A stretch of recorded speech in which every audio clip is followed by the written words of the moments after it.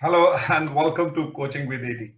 Well, friends, I'm sure you would be surprised to see me this mask, but I'm sure you will also agree that this is going to be the new norm when you are going to your office next time.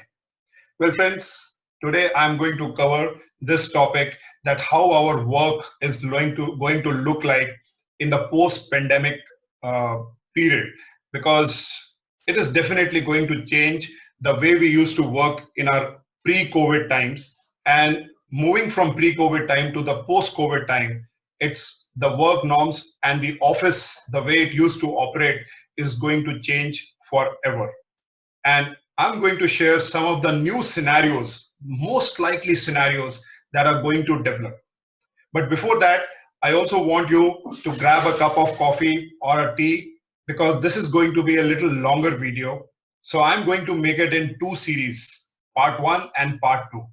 So sit back, fasten your belt, relax, and just go with the flow that I'm going to share.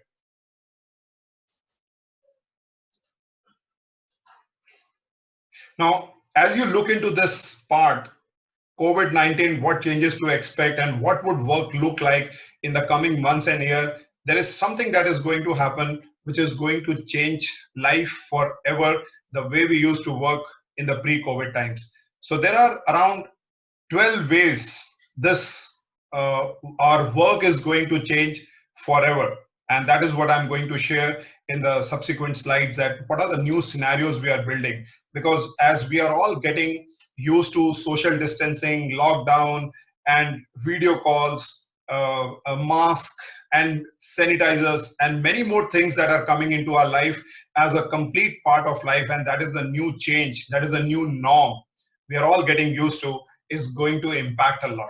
And I'm going to share it one by one from all aspects, right from the jobs, right from the new workforce, the kind of impact it is going to have in office, what would be the new norms in the office, will be covered in this.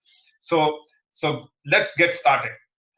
Now, as we look into the huge COVID impact, not only in India but globally, we see that it is going to change a lot of way we work.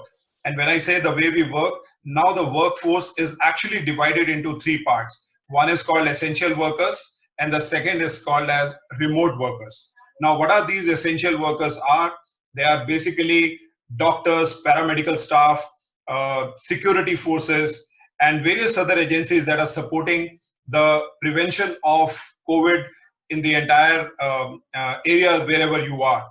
And whereas on the other side, there are remote workers. Now, which are these remote workers? These remote workers are nothing but people who used to go to the office, who used to contribute to the business, and they are right now working from home, and they are providing their inputs in terms of their productivity for the business to happen. And the third one, which I'm sure you will agree, that is unemployed workforce. So as you see, the impact of pandemic is so huge that every second day you get a news that this company is getting bankrupt, or so many people have been laid off. Only alone in India, more than 200 million people are facing the layoffs, or they are already been laid off, and they are just waiting for new jobs or some turnaround to happen. And not only this, there are many businesses which are also impacted, and they are either closed or on the verge of closures. So this is how the workforce is now divided. Now let's move into the new scenarios which are building up. Number one, you will see that working in an office could become a status symbol. Now, a norm that it used to be for you, that every day you used to go to your office, spend time with colleagues, have chats, smoke breaks, tea breaks, and so many other gossip breaks apart from the work, it's all going to get over. Because now the corporate office is going to be a status symbol. And your work life is going to now be divided between two parts. One is working from home and working at office, because this is how you will now be spending your hours in a given day. And what would happen to a corporate office?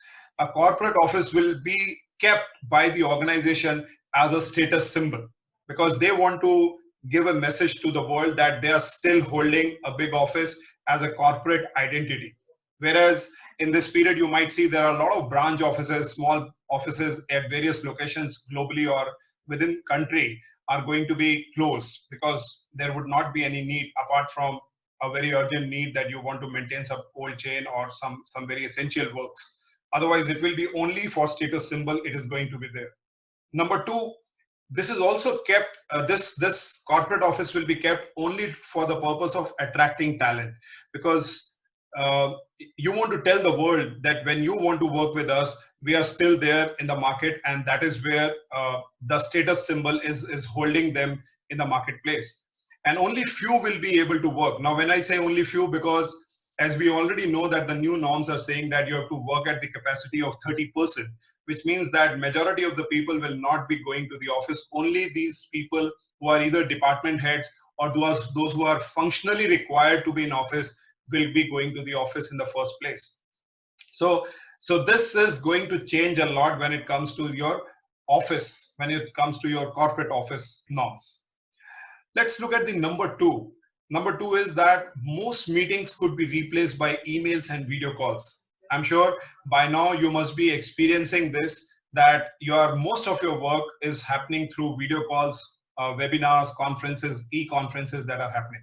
So what is going to change is that your work calendar will have very fewer meetings, because as you will have less number of people in office, you will have less number of meetings happening on your calendar within the office premise. Number two, people will get used to tech tools at workplace. When I say tech tools means, let's say for example, you have Outlook in your system. We only use only 1 or 2% of the entire Outlook. But now people will have to get used to using these tech tools, because that is how they will be able to plan, organize their works. And this is going to be a new norm. Number three is you will see the workers will now be more agile, because they need to be alert as they are going to be part of a program where they are communicating people remotely. So your agility is going to be tested. When I say agility means your mental control, how much alert you are while you are doing something.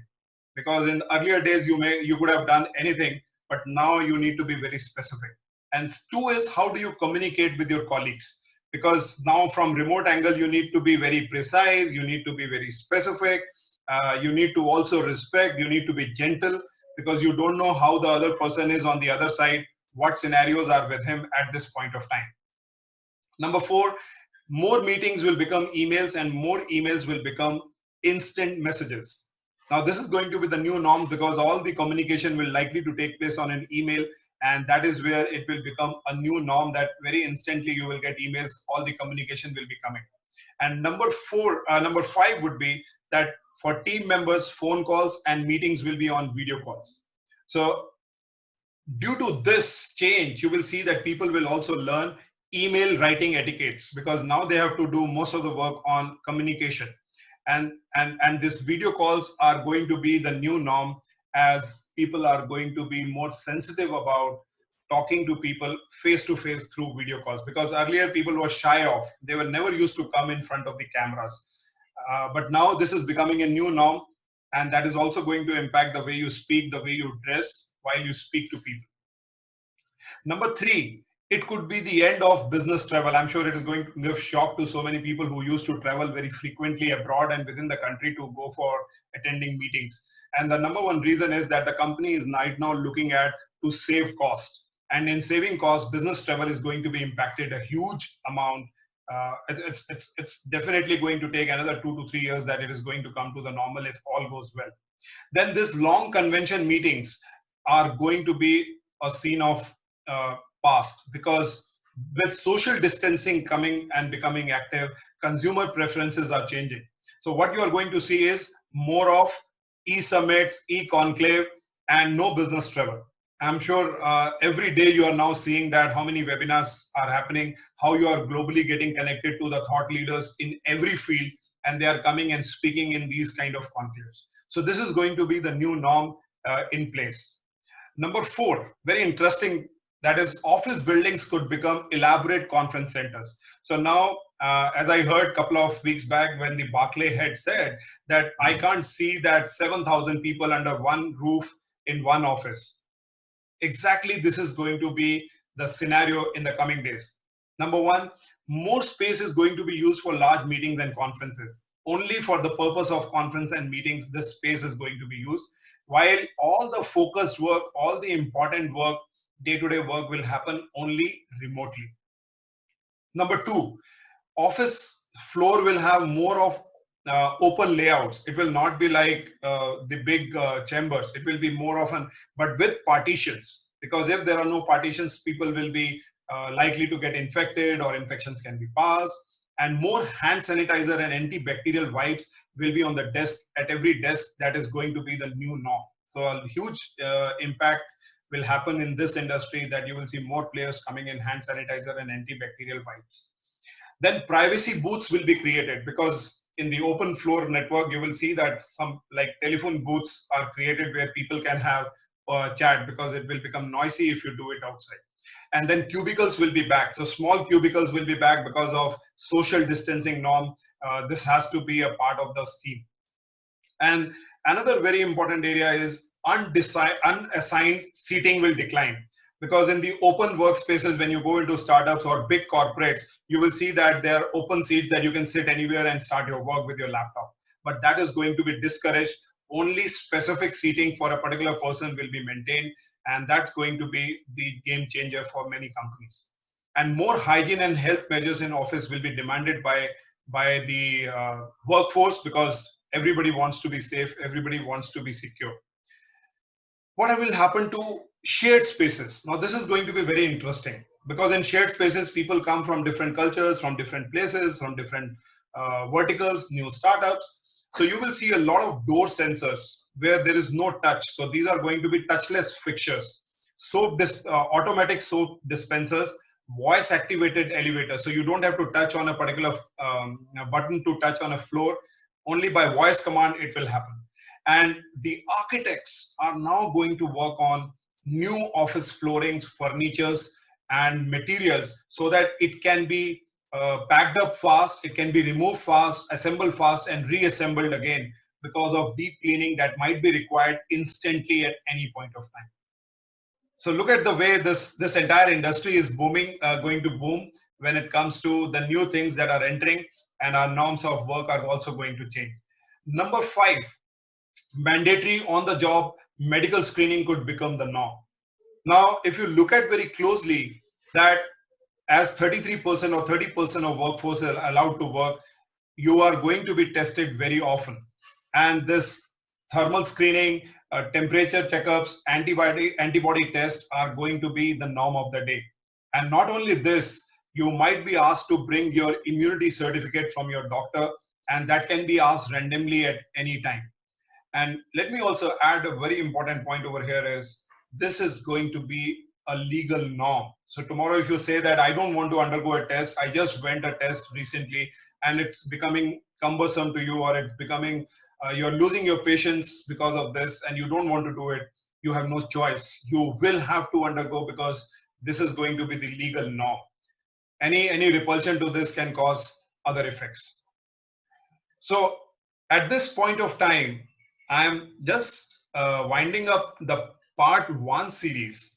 And in the part 2 series, I'm going to talk about that how this pandemic impact future work will have on middle level jobs, how it is going to impact our dressing sense, how it is going to impact the overall work that we are going to do with respect to internet, with being drones, robots coming into place. So stay tuned and watch the series 2 to see what all changes are likely to happen. And so far, if you have liked this entire scenario that I've shared, share it, like it, and subscribe my channel, Coaching with AT. Thanks for watching, and thanks for staying with me.